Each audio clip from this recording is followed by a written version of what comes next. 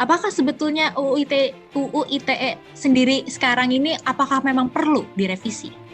Iya, kalau mengingat dari pendekatan teori hukum sendiri ya, kemudian melihat dampak dari yang hadir di masyarakat yang semakin gak sehat dan semakin takut orang kemudian bicara, ya menjadi semakin mendesak, menjadi semakin perlu gitu. Jadi kan gini Mbak, gerbangnya demokrasi itu kan sebenarnya kebebasan berekspresi.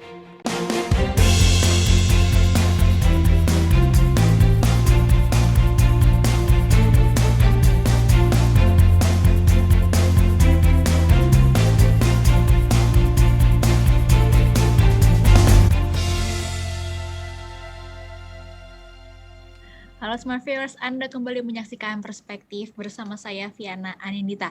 Dan kita sudah terhubung bersama narasumber kita hari ini, Bapak Muhammad Isnur, sebagai Ketua YLBHI Bidang Advokasi, karena kita akan membahas mengenai UU ITE yang saat ini sedang marak dibicarakan. Halo Pak Isnur, apa kabar? Halo, selamat sore. Baik-baik. Terima kasih sudah diundang di sini ya.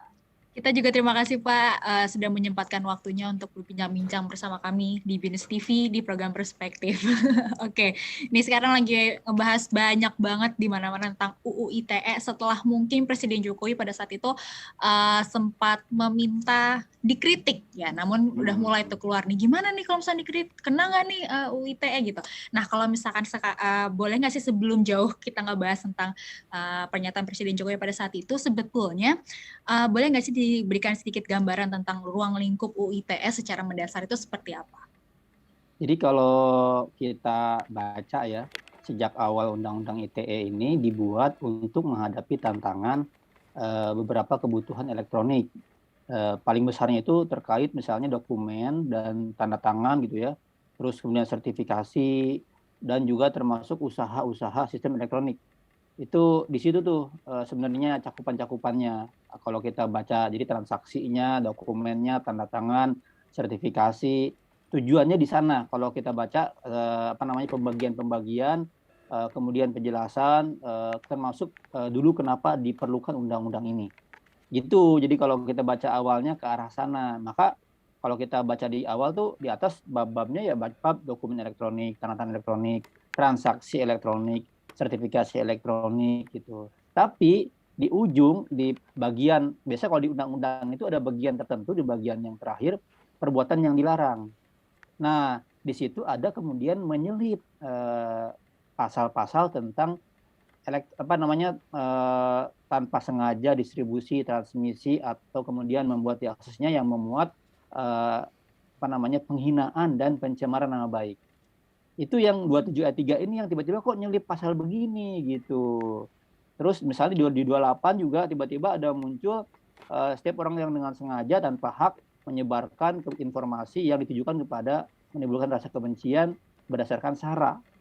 Nah ini yang tiba-tiba muncul kok kita bicara soal sertifikasi, bicara soal dokumen, transaksi elektronik, kok muncul soal penghinaan. Itu yang sejak awal kita pertanyakan sejak 2008. Gitu. Termasuk apalagi di sana ada risiko-risiko pemidanaannya cukup berat, di atas 5 tahun dan lain-lain. Gitu. Berarti agak sedikit salah paham dari awal ya Pak ya, karena kan memang kalau misalkan secara definisi yang tadi Bapak jelaskan bahwa ini adalah sebetulnya yang saya tangkap adalah ketertiban dan keamanan supaya data-data pribadi ini nggak tersebar seperti itu ya Pak ya. Tapi malah sekarang orang tuh mesti lebih fokus kepada kayak ujaran kebencian, apa kritik sana sini gitu. Berarti kalau data pribadi lain lagi tuh, itu belum ada undang-undangnya. Memang ada, tapi di undang-undang ITE tapi belum spesifik. Jadi sebenarnya tantangan kita itu di Indonesia sebenarnya itu bagaimana kita ngisi KTP, ngisi kolom KTP dan lain-lain tuh itu nggak disebarluaskan atau nggak dijadiin dibajak atau apa gitu-gitu ya. Harusnya itu sebenarnya yang tantangannya. Nah gitu. Tapi memang jadi semacam ini niatnya kemana gitu ya, tapi di dalam praktik penggunaan jadi kemana, jadi nggak nyambung dengan tujuan di awal dibuatnya undang-undang ini. Malah undang-undang ini dipakai untuk kira-kira saling lapor, saling mempidanakan, dan juga alat untuk membungkam kritik-kritik yang ada yang tadi disebutin. Gitu. Ya, jadi memang dari awal nih udah salah persepsi ternyata ya, kalau misalnya orang-orang mungkin dikiranya wah nggak bisa nih bebas mendapat karena takut kena UIT. Padahal UIT ini adalah untuk memberikan ketertiban juga dan juga keamanan ya Pak ya. Benar, Nah kalau benar. misalkan untuk Jadi sebenarnya uh, pertanyaannya gini, masyarakat sipil mendukung nggak undang-undang ITE? Mendukung. Jadi kami ini juga kan sejak awal, sejak lama berjuang untuk pertama paperless. Jadi kita kan mendorong lingkungan hidup yang tanpa kertas ya. Jadi bagaimana dokumen itu elektronik diakui sebagai dokumen yang sah. Gitu ya. Kami juga selama ini mendorong perlindungan konsumen. Bagaimana konsumen atau antar usaha gitu ya ketika berusaha di elektronik itu merasa aman. Jangan sampai konsumen mentang-mentang beli di internet elektronik gitu terus nggak ada perlindungannya, datang barang palsu, mereka tiba-tiba gimana? Itu juga penting dilindungi. Tapi kalau ada pasal-pasal yang nggak nyambung dengan transaksi elektronik dan internet, malah ini membuat kekisruhan baru gitu. Oke, nah kalau misalnya bagaimana nih sekarang UU ITE ini menjaga ruang digital Indonesia agar lebih bersih, sehat, serta beretika dan bisa dimanfaatkan secara produktif? Sebenarnya gini, hukum itu dibuat dengan banyak level, dengan banyak layer-layer. Tentu yang pertama adalah sebenarnya hukum itu ada hukum yang tergantung di komunitasnya. Biasanya itu hukum adat gitu ya, hukum tradisi. Kalau di agama hukum agama. Nah di hukum komunitasnya, hukum tradisi itu ada hukum etik dan lain-lain. Jadi kalau kita misalnya menggunakan Facebook dengan tidak baik, kan Facebook ada kode etik Facebooknya, hukum komunitasnya. Jadi kita bisa report di sana, bisa kemudian bilang bahwa ini bohong. Kan Facebook membuat sanksi misalnya di take down, kemudian akunnya di suspend. Itu kan biasa tuh, hukum komunitas di internal gitu ya. Itu satu. Yang kedua, hukum yang bersifatnya publik secara sosial lebih luas dalam konteks di mana misalnya ya ada saling menasehati, ada saling kontrol misalnya ya bisa misalnya gini. Kita di WA nih, WA group gitu ya. Kan di WA group tuh ada semacam kesepakatan dibuat di antara sesama komunitas. Kalau Anda posting di sini, kita sepakati tidak boleh misalnya saling menghujat. Tidak boleh misalnya komunikasi di antara WA grup tertutup ini di copy paste keluar, diekspor gitu kan. Itu ada tuh. Itu hukum juga, tapi apakah tertulis belum tentu. Nah, ada hukum yang tertulis yang menjadi pedoman. Apa itu bukan hanya pidana, tapi perdata. Perdata juga ada. Dalam konteks perdata misalnya saya merasa dicemarkan nama baiknya, itu bisa saya gugat ke perdata. Dan kalau memang misalnya ada saya dihina, saya dituduh bohong, fitnah dan lain-lain, di KUHP ada. Di KUHP itu kalau kita baca pasalnya 310 sampai 317 itu kan banyak ada 6 pasal. Ada 6 definisi tentang penghinaan atau pencemaran nama baik. Jadi itu definisinya lebih jelas, lebih detail, lebih ketat pengaturannya gitu. Walaupun penuh masalah juga di KUHP, tapi ketika masuk ke Undang-Undang ITE, dia hanya menyebutkan yang memuat penghinaan atau pencemaran nama baik. Nah, kata memuat penghinaan ini apa saja jadi masuk gitu. Saya tersinggung misalnya Mbak nanyanya di sore ini nggak baik ya, saya laporin polisi gitu. Ya, itu karena penyusunan pasal yang sangat karet, multitafsir seperti itu. Ya. Oke. Nah, sejauh ini bagaimana nih selama ini UU ITE sendiri bekerja sampai sekarang seperti apa dari mulai pertama kali disahkan? Apakah memang sudah sesuai sasaran, sudah dijalankan dengan baik, atau mungkin memang dari awalnya udah salah, jadi udah kemana-mana nih gitu? Nah, gini, kami kan di YLBHI dan juga di jaringan masyarakat sipil. Di YLBHI itu kan kerjaannya adalah membantu orang yang kemudian memohon bantuan hukum. Jadi ke kita itu tiap hari datang orang mengadukan masalah. Nah, salah satu masalah yang paling cukup besar jadi perhatian adalah banyak banget aktivis ya masyarakat yang kemudian diproses hukum pidana gara-gara mereka mengkritik gitu kan. Kita masih ingatlah Dandi Laksono gitu ya. Kemudian Raffio Patra, atau dulu banget ada kasus misalnya Prita Mulyasari yang dia mengeluhkan tentang rumah sakit gitu ya. Ada Baik Nuril, ibu-ibu yang kemudian dia mengalami pelecehan seksual, melapor malah dia dikriminalkan. Nah, itu yang kami dapatkan, yang kami perhatikan adalah undang-undang ini pasal-pasal tertentunya, terutama pasal kriminal, dijadiin ajang untuk saling mengkriminalkan, saling mempidanakan. Nah, kalau pasal-pasal yang lain kami dukung. Jadi soal perlindungan konsumen, soal transaksi elektronik gitu ya. Tapi itu bukan menjadi perhatian kami. Gitu. Jadi memang sejauh ini secara sistem sudah bekerja untuk dalam definisi yang ketertiban, menjaga keamanan sudah dijalankan ya, kurang lebih. Tapi sekarang jadi kemana-mana karena definisi yang tadi itu ya, jadi ujaran kebencian dan lain-lain, apa ya? Jadi salah tafsir dan juga orang kemana-mana. Benar. Ini kalau misalnya soal belanja gitu ya, ya kita sebagai pengguna e-commerce ya, sebagai pengguna transaksi elektronik kan itu menjadi bagus.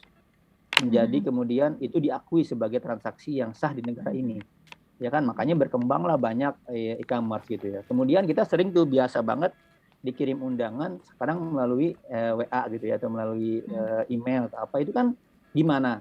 Dulu mungkin nggak dianggap sebagai undangan resmi, kalau sekarang kan bahkan lembaga negara saja kirim undangan pakai lembaga itu, pakai surat elektronik, itu bagus. Itu hal-hal dalam tanda kutip mengakomodir kebutuhan yang berkembang. Makanya hukum kan harus seperti itu ya. Nah itu bagus di sisi itu gitu. Jadi memang selama ini seolah-olah kami ini menyalahkan undang-undang ITE sepenuhnya, enggak Pak gitu. Kami enggak sepenuhnya menyalahkan. Kami perhatikan pasal-pasal yang terkait kriminalisasi.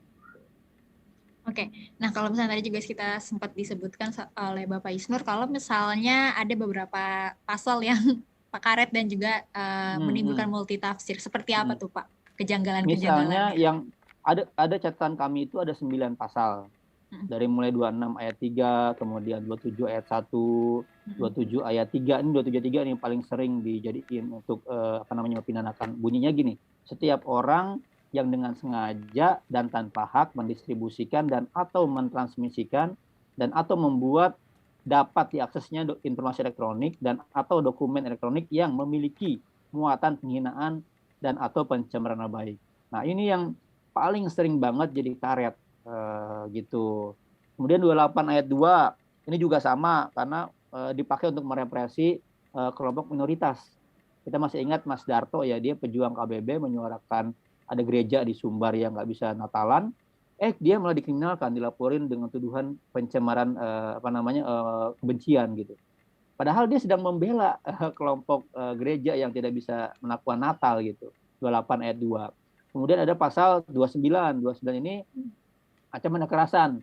Jadi ini seringkali karena dia seringkali kita banyak korban kekerasan seksual ya. Tapi dan lain-lain, tapi karena mau lapor tapi takut. Karena kalau lapor tiba-tiba laporannya nggak berlanjut, laporannya kemudian di stop gitu ya. Jadi kemudian kita lapor balik, kriminal lah gitu ya. Ada pasal 36 juga. Pasal 36 ini memperberat pasal 27 gitu ya, defamasi, tapi kemudian dipakai untuk menyerang orang-orang yang aktivis kayak Raffio Patra. Ada 40 ayat 2. 40 ayat 2 ini dipakai untuk memadamkan internet. Kita masih ingat ya, tahun 2019 itu ada peristiwa di Jakarta dan di Papua di bulan Agustusnya, internet dipadamkan. Apalagi di Papua, itu 2 provinsi dipadamkan selama hampir 2 bulan. Dan kita gugatlah ke PT UN. Ternyata kemudian PT UN bilang tindakan pemerintah memadamkan internet itu adalah perbuatan melanggar hukum. Itu 40 ayat 2A dan ayat 2B gitu. Nah, kemudian juga pasal 45 ayat 3. Jadi ada 9 pasal yang selama ini kami temukan seringkali digunakan untuk hal-hal yang di luar batas kriminalisasi dan lain-lain. Oke, jadi memang ada beberapa pasal yang menimbulkan multitafsir. Tadi udah Pak Isnu sebutkan ya. Iya, karena problemnya pertama soal tafsir hukum ya. Pertama karena rumusannya tidak ketat, dalam bahasa hukum itu lex stricta gitu ya. Sehingga dia menimbulkan multitafsir. Satu, misalnya ahli dari Kominfo itu ya Pak Henry bilang, dia sering kita undang tuh di sidang-sidang, dia bilang nggak bisa kasus ini dipidanakan. Jadi ada dosen misalnya di Aceh, Pak Mahdi gitu, Saiful Mahdi, dia cuma ngeritik proses rekrutmen di kampus oleh pimpinan dekan. Dia dikriminalkan. Nah, kata ahli-ahli itu ini nggak bisa. Tapi kata hakim, ya unsurnya terpenuhi, begini bunyi pasalnya, sehingga dipidana. Nah, yang kedua itu penerapan. Jadi kita tahu bersama ya, sejak zaman dulu, zaman Sengon Karta, zaman Rian Jombang, itu banyak banget orang tidak bersalah ditangkap ya. Kami sangat banyak mendampingi seperti itu. Nah, sekarang dengan problem di lapangan ini banyak aparat yang tidak paham terhadap undang-undang ya udah makin tinggi kriminal gitu. Jadi kalau ada orang misalnya nagih hutang gitu ya, nagih hutang secara terbuka dianggap mempermalukan, kriminal, dan diterusin polisinya gitu. Nah, yang berikutnya adalah sebenarnya juga nggak kalah penting dampak sosial, lapisan yang ketiganya. Jadi ini menimbulkan konsekuensi nggak diinginkan seperti apa? Balas dendam, barter kasus, shock terapi, chilling effect, termasuk persekusi ekspresi. Kita masih ingat di tahun 2017 awal pasca pilkada DKI, itu kan banyak banget ya kita mengkritik sedikit, ini begini langsung dipersekusi, didatengin gitu ya, disuruh tanda tangan pakai materai. Gitu. Itu dampak sosial yang kita juga cukup ngeri. Jadi bukan hanya pidana, Mbak, tapi juga sampai dampak sosial. Oke, kita break dulu sebentar karena masih ada banyak yang pengen ditanyain tentang UU ITE sendiri. Jadi, Smart Viewers jangan kemana-mana, tetaplah bersama kami di Perspektif.